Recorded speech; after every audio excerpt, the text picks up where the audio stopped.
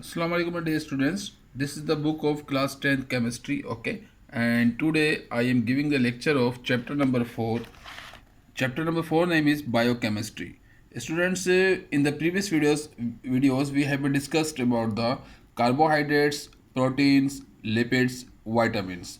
My today last topic is nucleic acid. Okay, and there is a question in the exercise.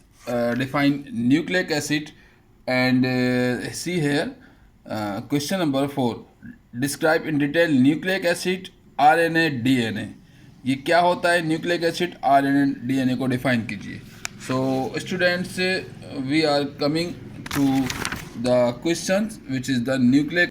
So students, nucleic acid actually ये nucleus के अंदर मौजूद जो nucleic acid हैं, ये nucleic acids living cells की जो हैं वो एक बिल्डिंग ब्लॉक्स होते हैं और ये सेल के न्यूक्लियस में मौजूद होते हैं न्यूक्लिक एसिड्स. और न्यूक्लियस के अंदर जो है वो हमारे क्रोमोसोम्स होते हैं स्टूडेंट्स. और क्रोमोसोम्स जो है वो जीन्स के बने हुए होते हैं. तो न्यूक्लियोटाइड्स जो है वो तमाम जीन्स में मौजूद होते हैं. अब स्टूडेंट्स, न्यूक्लिक एसिड की भी हमारे पास दो टाइप्स होती हैं, एक डीएनए और एक RNA. Okay students, DNA, RNA.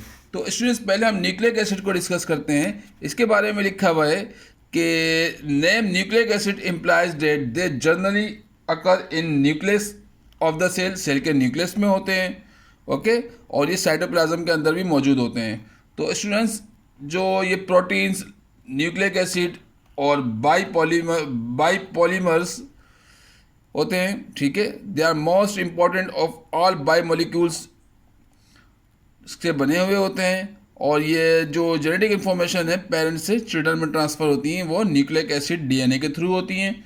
Okay students, और इसके अलावा ये जो लिविंग ऑर्गेनिजम्स में जो हमारे जो ऑर्गन्स बनते हैं, heart, liver, eyes, kidneys, hands, ये आरएनए की वजह से बनती हैं.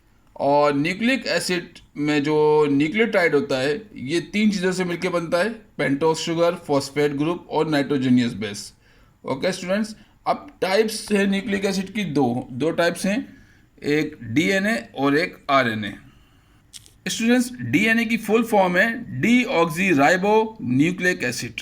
ओके, ये जो है शुगर, इसमें तीन चीज़ें होती हैं, शुगर और फॉस्फेट और नाइट्रोजनियस बेस पे मुश्तमिल होता है. डीएनए जो है स्टूडेंट्स, ये जेनेटिक इन्फॉर्मेशन जो है वो जनरेशन टू जनरेशन ट्रांसफ़र करता है. और इस डीएनए से बनता है फिर आरएनए.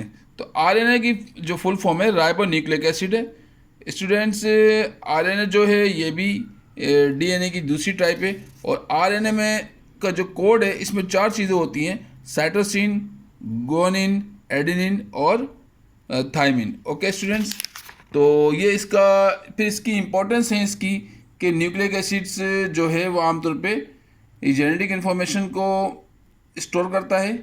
न्यूक्लिक एसिड जो है वो ये ट्रांसफ़र करता है हेरिडेटरी कैरेक्टर्स को generation to generation.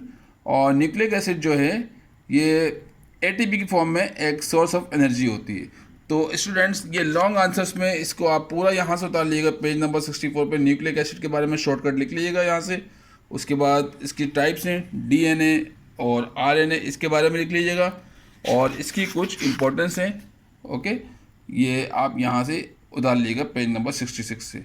So students, don't forget to the bell icon, like and subscribe my video and write your comments in the comment box. Thank you very much.